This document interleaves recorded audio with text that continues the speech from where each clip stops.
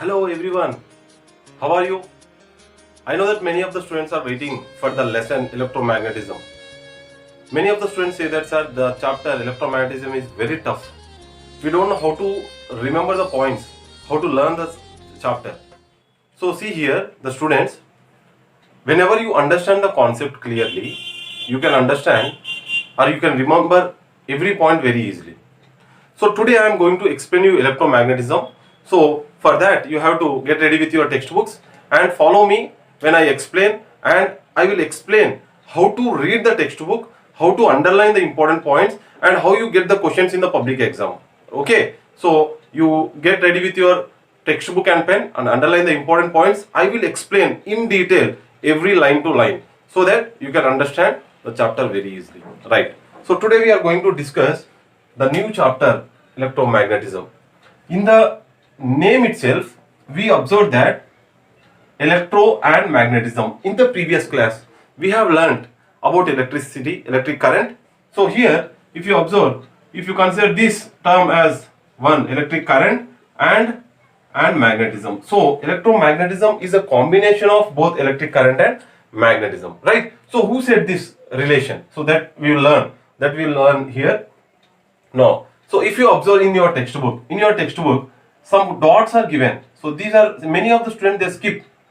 They will not concentrate on this. But in exam, the questions can be framed on these dots also. That is very important. So you need to remember these dots. Okay. Now coming to the chapter. So if you observe in the previous class, in the previous chapter, we learned about electric current. Like we have seen that suppose in our general life, we have bulbs. So bulbs are some electrical devices. How do they work? He is asking the question that how do the electrical devices like bulbs, fans, motor, generators, okay, so etc. How do they work? So we can say that the first question in your textbook is given. How do they work? They work with the help of, you can directly write electric force. What is this electric force? So whenever we give the power supply, this electric force will makes the charges to move in an order direction. So this electric force, so what it does is, this electric force that see, we have learned that in a conductor the charges will move in a random direction, in different directions. So whenever we give a power supply, these the charges will move from its place, or it will discharge, or it will displace from its position, and they will move in the order direction so that the device will work. Now here in the second question he is saying that how does the electromagnets work? How does the electromagnets work? Actually electromagnet, it is a device. So even you can also make the device. So how does it works is, see, assume that this is a nail. You can do this activity practically also. Assume that this is a nail. Okay, whenever you take a copper wire and if you wind up the copper wire, and for the two ends, if you give the power supply, for the two ends of this copper wire, if you give the power supply, so what does it happen? And if you bring a small nail, small iron particles, and if you place near this iron nail, so what happens? So before giving the power supply, the nail does not attract this iron particles. So whenever we give the power supply, this electric current generates the magnetic field around the nail and it will attract the iron particles. So this can be considered as an electromagnet. Do you understand? Okay. So electromagnets are work by the electric force which generates the electric current, which generates the magnetic field around the any iron device, or any conductor also. Okay, fine. Next. And here, is there any relation? He is asking, is there any relation between electric current and magnetism? Yes, there is a relation. So here we will observe. This you can do practically also. So who said this relation? That is very important. So we have to learn about one scientist. So Hans Christian Ørsted. Hans Christian Ørsted.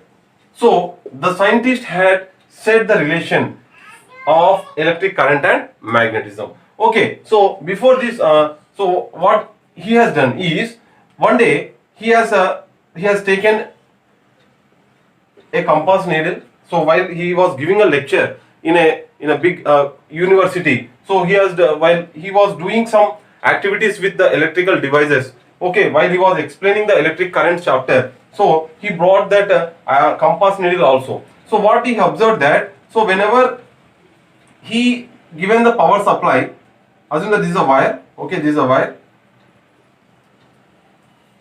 So this wire is connected. So this wire is connected to a battery. So we know that whenever the battery is connected to this wire, current will flow. So now he placed a compass needle near the wire conductor. So what he observed, whenever the compass needle is placed near the wire, the needle starts deflection. Deflection is nothing but it was moving.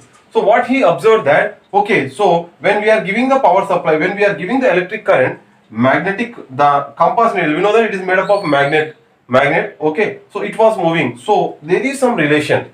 So there is some relation between the electric current and magnetism. So, and this leads to the chapter electromagnetism. Understand? Okay, is it clear now? And next, so again, so based on this, based on his invention, his idea, many of the scientists they have worked, and it leads to we know that. So with the help of this electromagnetism, many like motor or like generators, we call some electrical devices, motors and generators, even optical fibers also.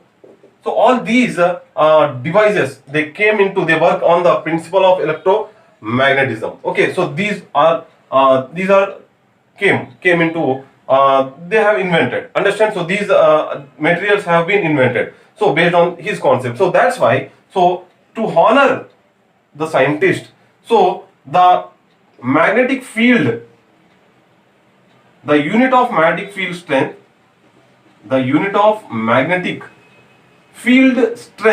I will explain what is magnetic field and what is field strength also in the coming topic. So unit of magnetic field strength is given as the name Oersted.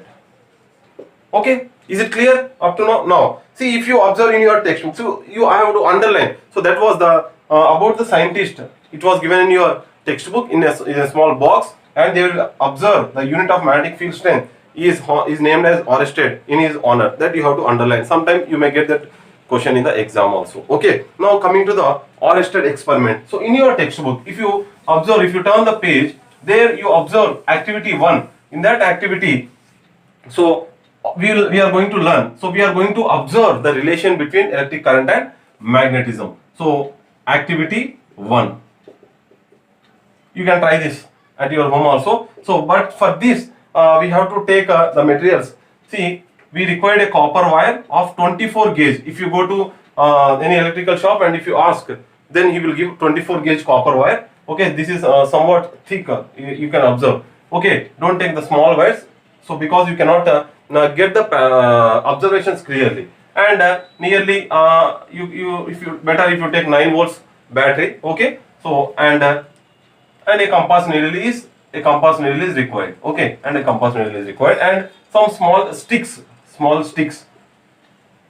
and a thermocol sheet is required. So these are the materials required to observe the Oersted experiment. So what is the Oersted experiment? So what we have to do is, let us assume that this is the thermocol sheet.